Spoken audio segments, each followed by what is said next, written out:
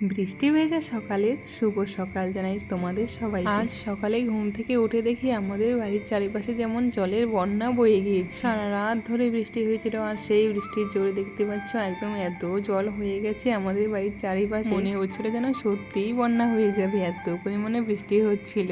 আর আমাদের বাড়ির উঠোনে দেখো অনেক পরিমাণে জল জমে গেছে। যতই বৃষ্টি হোক ঝড় হোক আমাদের কিন্তু কাজ আর থেমে থাকবে না, কাজ করতেই হবে। সেরকমই আমার মা দেখো বারান্দার মধ্যে মোটরের পাইপ নিয়ে এঁটো বাসনগুলো সব মেজে ফেললো, আর আমিও একটু বেরিয়েছি জল দেখার জন্য কোথায় কিরকম জল জমেছে। দেখে তো পুরো মাথা নষ্ট, মনে হচ্ছে যেন চাষের জমিগুলোকে নদী। যাই হোক, হাঁটতে হাঁটতে কিন্তু আমি দোকানে চলে এসেছি। যেহেতু আমাদের বাড়িতে দিদি এসছে, দিদির মেয়ে এসছে, দিদির মেয়ে আবার সেমাই খেতে ভীষণ ভালোবাসে, আর আমিও মায়ের কথা মতো কিন্তু দোকানে চলে এসেছিলাম সেমাই নিয়ে। আর সেমাইটা এনে কিন্তু আমি দিদির মেয়ের হাতে দিলাম।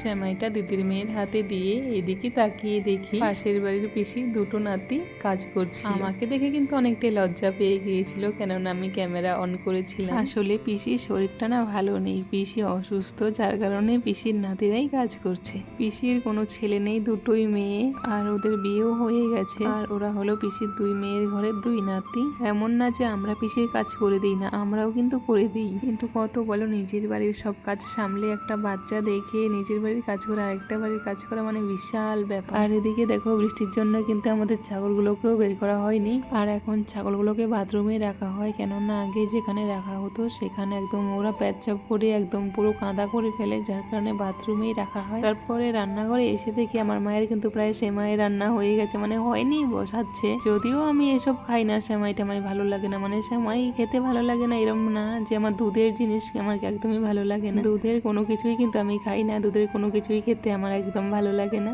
সেমাই রান্না হয়ে গেলে আমার মা কিন্তু চলে যাচ্ছে আমার মাসির বাড়িতে গরুর দুধ দোয়াতে, আর সঙ্গে আমার ছেলেও কিন্তু গিয়েছিল। তার সঙ্গে সঙ্গে আমি আর দিদিও কিন্তু বেরিয়ে গেছি বাড়ির আশপাশে কত জল জমেছে একটু দেখার জন্য। আর এসে তো দেখে পুরোই অবাক, যেমন ঝর্ণার জল বইছে, দেখতেই পাচ্ছ, খুব ভালোই লাগছিল দেখতে। আমরা যখন ছোট ছিলাম বৃষ্টি পড়ার পরের দিন সকালবেলায় আমরা সবাই মিলে নদীতে চলে যেতাম স্নান করার জন্য, আর আমার দিদি যেত মাছ ধরার জন্য। যদিও আমি কোনোদিন মাছ ধরিনি, আমি মাছ ধরতে পারি না একদম, আসলে আমার কাদা মাঠে হাত দিতে খুব ঘেন্না হয়, যার কারণে আমি কিন্তু মাছ ধরতে পারি না। ছোটবেলায় দেখতাম আমার দিদি মাছ ধরতো আর আমি দিদির পাশে, মানে দিদি মাছ ধরতো, আমি দিদির পাশে যে কোনো একটা বাসন নিয়ে দাঁড়িয়ে থাকতাম, আমার দিদি মাছ ধরতো। আমাদের সাথে আরো অনেকেই ছিল, সবারই কিন্তু বিয়ে হয়ে গেছে, অনেক ছেলে মেয়ে, মানে ছেলেরা এখন বড় হয়ে গেছে, তাদেরকে মানে এখন চিনতে পারি না আমরা, ওরাও চেনে না আমাদের, ভুলে গেছে। আর মেয়েরা তো বিয়ে হয়ে যার যে সংসারে পড়েছে, কেউ কিন্তু আসাও হয় না, দেখাও হয় না কারোর সাথে। নদীতে যাবার সময় আবার সেই পিসির নাতিদের সঙ্গে দেখা, ওরা বলছিল তোরা যেখানেই যাস সেখানেই ভিডিও, তোদের চ্যানেলটা আমাকে দে, চ্যানেলের নামটা দিতে বলেছিল। কিন্তু সত্যি কথা কি জানো, আমি না আমার চেনা জানা কাউকে আমার চ্যানেলের নাম বলি না, কেননা আমার সব ধ্যাত্রা আমার ভিডিও আমি চাই না যে আমার আশেপাশের কেউ দেখুক। আমার চ্যানেলের নাম শুধু আমার দিদি জানে, কিন্তু আমার দিদির সময়ই হয় না আমার চ্যানেলের ভিডিওগুলো দেখার জন্য। তারপর দেখো আমরা কিন্তু হাঁটতে হাঁটতে চলে এসেছি নদীর কিনারে। দেখো কি সুন্দর করে জল বইছে, মনে হচ্ছে যেন ঝর্ণা। আসলে এই জলগুলো পাশের জমি থেকে নেমে নদীতে যাচ্ছিল, দেখতে সত্যি আমার ভীষণ ভালো লাগছিল। আমরা দুজন মিলে দেখো, আমি আর দিদি ঘুরতে এসছি নদীতে। দেখো কি সুন্দর জল যাচ্ছে, এই যে আমার দিদি।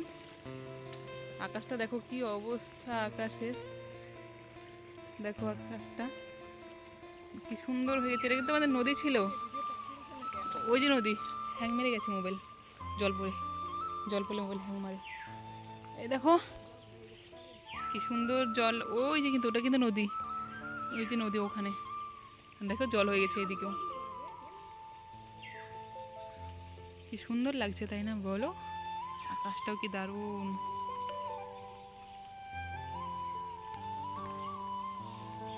আমরা বৃষ্টি দেখতে জল দেখতে এসেছি। আর দেখো এইদিকে ওরা কি সুন্দর মাছ মারতে যাচ্ছে, আর এইগুলো কিন্তু চাষের জমি। ওই দূরে সামনে দেখতে পাচ্ছ, সামনে কিন্তু নদী, ওই পিলারগুলো দেখা যাচ্ছে না, মানে পিলার বা কলম যেটা বলো, ওই কলমের ওখানে নদী। এমনি সময় কিন্তু এগুলোতে জল থাকে না, জল শুকিয়েই থাকে, বর্ষার সময় একটুখানি জল বেড়ে যায়। দেখো আমার দিদির কিন্তু ভিডিও করা হয় না, দেখো কত ভিডিও করছে আমার দিদি। দেখো ভিডিও করার ধরনটা দেখো, দেখো দেখছো ভিডিও করার ধরনটা দেখো, একদম বসে নিয়েছে, বসে বসে ভিডিও করছে। এদিকে যোগ ধরবে কিন্তু ওদেরকে পেছন দিয়ে যোগ চলে আসবে, দেখতে পাচ্ছ। আর এইদিকে তো পুরা ওরা মাছ ধরছে, খুব মাছ পাচ্ছে। ওই দূরে দেখা যাচ্ছে দুটো মানুষ, আর দেখো আমার দিদিকে, ওই দেখো দেখো জলের ভিডিও করছে, ফেসবুকে পোস্ট করবে। ঝর্ণার থেকে জল পড়ছে, ছোট আমাদের মিনি ঝর্ণা, আমাদের মিনি ঝর্ণা এটা। কি সুন্দর করে ভিডিও করছে, ভিডিওটা অবশ্য ভালোই হবে। এখানে শুধু আমরা না, অনেকেই আছে। আমাদের বাড়ির পাশে বড় কোনো নদী বা পুকুর কিছুই নেই, এই নদীটা দেখেই কিন্তু আমরা অনেকটা খুশি হয়ে যাই। আমরা গ্রামের ছেলে মেয়েরা সবাই কিন্তু এই নদীতেই সাঁতার শিখেছি, সবাই আমরা সাঁতার জানি, কিন্তু আমাদের গ্রামে এমন লোক বাদ নেই যে সাঁতার জানে না। এই নদীটা কিন্তু আমাদের কাছে একদম পুরো স্বপ্নের মতো, সেই ছোট থেকে বড় হয়েছি এই নদীতে স্নান করি। এখন কিন্তু সেরকম এই নদীতে আসা হয় না। এদিকে আবার আমার দিদি আমার ভিডিওতে দেখেছিল মাসিদের কলাগুলো, দিদিও কিন্তু সেই আবার কলাগুলো ভিডিও করে নিয়ে গেল। মানে কলাগুলো দেখে না সবাই অবাক হয়ে যায় যে এত বড় বড় কলা কি করে হতে পারে, এত সুন্দর না কলাগুলো, দেখলে তোমরাও অবাক হয়ে যাবে। ফোনে না সেরকম দেখা যাচ্ছে না, সামনে থেকে দেখলেই বুঝতে পারতে কলাগুলো যেরকম সাইজ তেমনই, মানে কলার যে ছড়ি বলে ছড়িটা সেরকমই অনেক বড় বড়।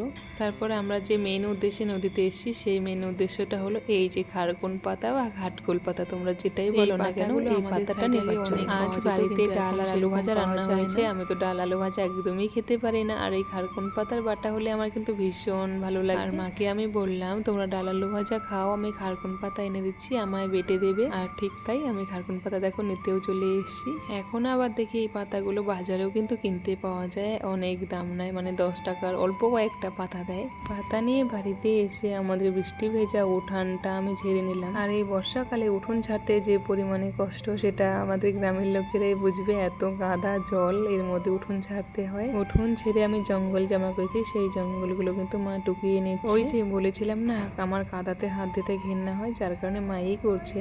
তারপর স্নান ফান করে খেয়ে দিয়ে আমরা কিন্তু চলে এসেছিলাম স্বর্ণকে নিয়ে ভ্যাকসিন দেবো বলে। আর ভুল করে, মানে আমার ভুলের জন্য এই রাস্তা দিয়ে চলে এসেছি, আর এসে দেখি এত পরিমাণে জল আর কাদা কি বলবো, মানে হাল তো পুরো শেষ হয়ে গেছে। আমি ওকে বলেছিলাম এই সাইডে গেলে অনেক তাড়াতাড়ি যাওয়া যায়, আর ও ঠিক আমার কথা শুনে এই সাইডে চলে এসেছিল। আর এসে দেখি এত জল কাদা, কিছুক্ষণ সময়ের জন্য মনে হয়েছিল যেন বাংলাদেশে চলে এসেছি। আসলে বাংলাদেশের ভিডিওতে দেখতাম এরকম, কিন্তু আমি জানতাম না যে আমাদের বাড়ির পাশেও এরকম জায়গা আছে। দেখতে তো ভালোই লাগে, দেখতে ভালো হলেও কিন্তু চলতে ফিরতে বহুত কষ্ট, তার মধ্যে কোলে আবার একটা করে বাচ্চা নিয়ে, ভাবতে পারছো কি পরিমাণে কষ্ট হয়েছিল। যাই হোক, ভুল করে তো এই যাওয়ার সময় এই রাস্তা দিয়ে গিয়েছিলাম, কিন্তু বাড়িতে ফেরার সময় মেন রোড দিয়েই ফিরেছিলাম। আর আমার ভিডিওতে যদি কোনো ভুল হয়ে থাকে তোমরা অবশ্যই ক্ষমা করে দিও, আর ধন্যবাদ ভিডিওটা দেখার জন্য।